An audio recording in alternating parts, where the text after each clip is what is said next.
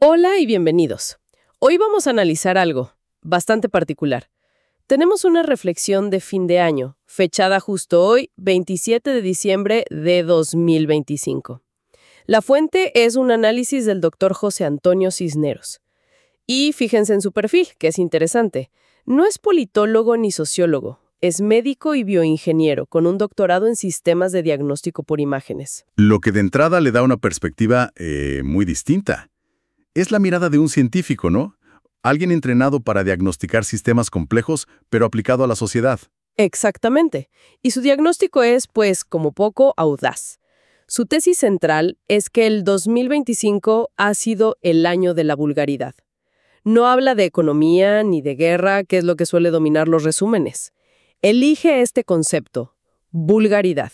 Así que bueno, la misión de hoy es desglosar esto. ¿A qué se refiere exactamente? Porque es obvio que va mucho más allá de decir malas palabras. ¿Por dónde empezamos a definirlo? Bueno, para entender el argumento del doctor Cisneros, es clave ir al origen de la palabra. Él nos lleva de vuelta a la antigua Roma. Vulgar viene del latín vulgo, El vulgo. ¿sí? Que no era otra cosa que la gente común, el pueblo. La inmensa mayoría que, en ese entonces, no tenía acceso a la educación formal, a la filosofía, a las artes. O sea que, en su origen, no era necesariamente un insulto. Era más bien una descripción sociológica. Precisamente, el vulgo versus la élite. Claro. Y la élite, tanto en Grecia como en Roma, buscaba activamente diferenciarse de ese vulgo. Y lo hacía a través de la educación, los modales, el comportamiento y de forma muy marcada a través del lenguaje. Ah, De hecho, el doctor Cisneros nos recuerda algo fascinante. No había un solo latín, había dos. Estaba el latín culto, el de los senadores, los poetas, y estaba el latín vulgar, el que se hablaba en la calle. qué increíble pensar en eso. Es como si hoy tuviéramos un español de redes sociales y un español académico, reconocidos oficialmente. Me pregunto si su análisis toca esa evolución, porque hoy en día el lenguaje de Internet, los memes, a veces se ve como vulgar, pero es solo el lenguaje del nuevo vulgo digital, ¿no? Es una excelente conexión, y aunque Cisneros no se enfoca en eso, sí usa esa base histórica para ampliar el concepto. Argumenta que ser llamado vulgar se convirtió en una ofensa profunda porque implicaba falta de cultura, de refinamiento. Y su punto es que hoy en día esa ofensa como que perdió su filo. Y se expandió. Y se expandió exacto. Ya no es solo el lenguaje. La vulgaridad, según su análisis, se manifiesta en el comportamiento, en la forma de vestir, en la decoración e incluso en las políticas y el estilo de un gobierno. ¿Ok? Entiendo la definición histórica y cómo se amplía, pero aquí es donde la cosa se pone de verdad interesante. El problema que plantea el doctor Cisneros no es que la vulgaridad exista, porque bueno, siempre ha existido. El problema es que se ha normalizado, Ese es el núcleo de su argumento. que en 2025 parece ser la nueva norma. Exacto. Describe un cambio de paradigma radical. Lo que antes era motivo de vergüenza, de bochorno social, Algo que escondías. algo que se ocultaba, ahora se exhibe con orgullo, se ha puesto de moda. Y esta tendencia, según él, se acelera muchísimo cuando es modelada por figuras de poder. Y me imagino que eso genera un efecto dominó. Si el líder actúa así, sus seguidores lo ven como un permiso para hacer lo mismo. Totalmente. Se convierte casi en un acto de solidaridad con el líder vulgar. ¿Y por qué la gente lo adopta? Pues el análisis sugiere varias razones. Por imitación, por idolatría o por simple conveniencia. Conveniencia. ¿Sí? Si el jefe es vulgar, sus subordinados se vuelven igual o más vulgares para ganar su favor. Para demostrar lealtad, es un mecanismo de supervivencia en ese ecosistema. Es como un mimetismo social, pero hacia abajo. En lugar de aspirar a ser mejores, se aspira a encajar en el nuevo estándar, por bajo que sea. ¿Correcto?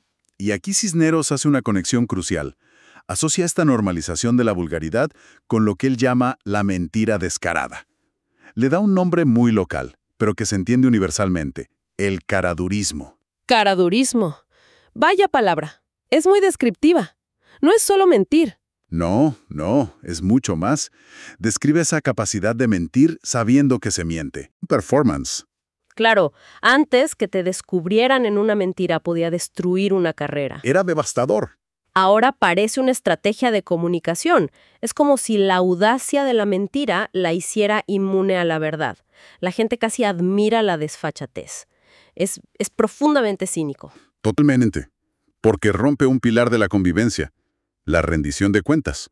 Según este análisis, hoy la denuncia, incluso con pruebas, no parece cambiar nada. El cara dura simplemente dobla la apuesta, niega la realidad y su base lo aplaude. La vulgaridad del acto de mentir se vuelve una fortaleza. Exacto. Y esta combinación de vulgaridad en el estilo y caradurismo en la sustancia parece hecha a la medida para la política. ¿Cómo conecta el autor esto con el liderazgo? Aquí el análisis se apoya en una premisa sobre las expectativas de la gente. Históricamente, se aspira a que los líderes sean en cierto modo mejores que uno. No en un sentido de clase, sino en preparación. Más cultos, más educados, con una visión. Buscas a alguien a quien admirar, que te inspire a ser mejor, no a alguien que confirme tus peores instintos. Precisamente.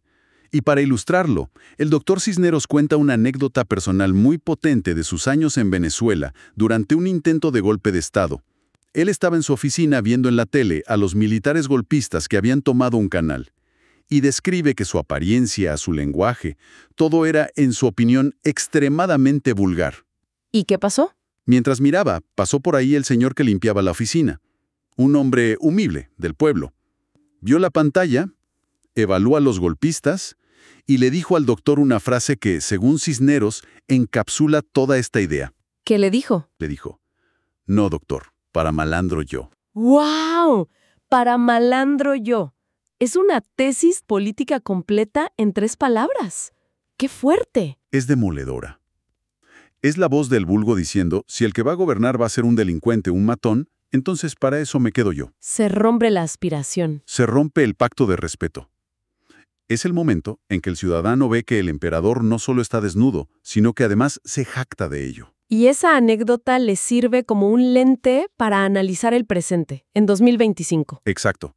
Usa este marco para calificar a ciertos gobiernos como fundamentalmente vulgares. Menciona específicamente el caso de Venezuela y el de Estados Unidos, y da un ejemplo concreto para que no quede en algo abstracto: el reciente cambio de política de Estados Unidos hacia Ucrania. Y su crítica no es sobre la decisión en sí, si fue correcta o no, sino sobre el cómo se hizo, ¿verdad? Justamente, según su análisis, el problema no fue solo el fondo, que es debatible, sino que la forma en que se comunicó y ejecutó fue, y lo cito, sumamente vulgar. ¿Y qué significa eso en la práctica? ¿Se refiere al lenguaje usado, a la falta de diplomacia? Es una combinación de factores. Según se desprende, la brusquedad del anuncio, el desdén público por los aliados, el encuadrar una decisión geopolítica compleja en términos simplistas, casi pendencieros. Es el cómo lo que, en su opinión, despojó a la acción de toda seriedad. Es la vulgaridad como método de gobierno. Esto me lleva a otra idea fascinante que plantea: la paradoja de las segundas oportunidades en política. Normalmente pensamos que la experiencia es buena, pero él argumenta que, en política, no siempre es así. Es un punto muy contraintuitivo, sí, y lo explica con una analogía muy clara, la del cirujano. Si un cirujano te va a operar y te dice, tranquilo, he hecho esta operación cientos de veces, eso te da una confianza inmensa. Claro. En la mayoría de las profesiones, la experiencia es garantía de mejora. Por supuesto. Más cirugías, mejor cirujano. Más horas de vuelo, mejor piloto. La lógica diría que un presidente que ya gobernó debería hacerlo mucho mejor en un segundo mandato. Esa es la expectativa lógica, y es el argumento de venta. Sin embargo, el doctor Cisneros pone sobre la mesa contraejemplos históricos de su país de origen. Cita los casos de Carlos Andrés Pérez y Rafael Caldera en Venezuela. ¿Qué pasó con ellos? A ambos se les dio una segunda oportunidad con el argumento de que ya tenían la experiencia, y la conclusión histórica, según la fuente, es que sus segundos gobiernos fueron considerablemente peores. ¿Y por qué? ¿Cuál es la explicación que da el análisis? Sugiere que los líderes no regresan como una página en blanco con más sabiduría. Regresan arrastrando una carga enorme. Viejos enemigos, rencores, promesas rotas. Una desconfianza acumulada. Exacto. Además, pueden volver con una visión del mundo anclada en el pasado, sin entender cuánto ha cambiado la sociedad. O sea, no es un cirujano más experimentado, es un cirujano que insiste en usar las técnicas de hace 20 años y que está rodeado por los fantasmas de operaciones pasadas. Es una analogía perfecta. El análisis sugiere que en lugar de ser más flexibles, pueden volverse más arrogantes. Y esto lo conecta directamente con la situación actual en Estados Unidos en 2025. Ajá. Afirma que esta misma decepción se está viviendo en tiempo real. La expectativa de que un segundo mandato no consecutivo sería mejor. No solo no se ha cumplido, sino que, citando a los historiadores que menciona, el resultado ha sido desastroso. ¿Peor de lo que esperaban? Peor de lo que vaticinaban los críticos más feroces. Se rompió esa regla no escrita de que la experiencia necesariamente lleva al progreso. Entonces, si juntamos todo, tenemos una vulgaridad que se normaliza, un liderazgo que la encarna y un caradurismo como método, y la experiencia que empeora las cosas. Para ir cerrando, ¿cuáles son las consecuencias finales de este imperio de la vulgaridad, según el Dr. Cisneros? Las consecuencias que plantea son bastante sombrías, la verdad. A nivel internacional, habla de un daño profundo al prestigio de Estados Unidos.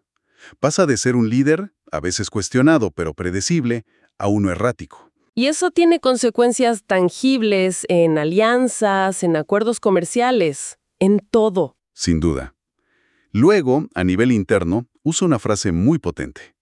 Dice que la polarización amenaza con crear unos estados desunidos. Uf, estados desunidos. ¿Qué término tan potente? Sugiere una fractura total. Exacto. Y luego menciona una visión del futuro bastante distópica relacionada con la tecnología. A ver. Proyecta cómo esta cultura del caradurismo y la falta de respeto por la verdad podría combinarse con el poder de la inteligencia artificial. Pinta un futuro donde la IA no se usa para buscar la verdad, sino para imponer narrativas oficiales y para el control social. Es un panorama desolador. No deja ninguna luz al final del túnel. ¿Alguna nota de optimismo en su reflexión? Deja una, muy específica. Dice que la única esperanza reside en que el propio sistema electoral estadounidense funcione como un mecanismo de autocorrección. En las próximas elecciones. Sí, en las de medio término y las presidenciales. Es una fe en la resiliencia de las instituciones para, como él dice, desplazar esta vulgaridad del poder. Una fe en que el sistema pueda, a la larga, purgarse a sí mismo. Exactamente. Y esto nos lleva al pensamiento final, a la pregunta que este material nos deja para reflexionar. Lo fascinante es que Cisneros describe la vulgaridad como un fenómeno que gotea desde el liderazgo hacia abajo. Sí, como un mal ejemplo que se propaga. Pero esto plantea una pregunta incómoda y fundamental. ¿Qué ocurre cuando el vulgo, la gente, elige repetidamente ese estilo? Cuando se vota por el caradurismo, por la vulgaridad, no una sino varias veces.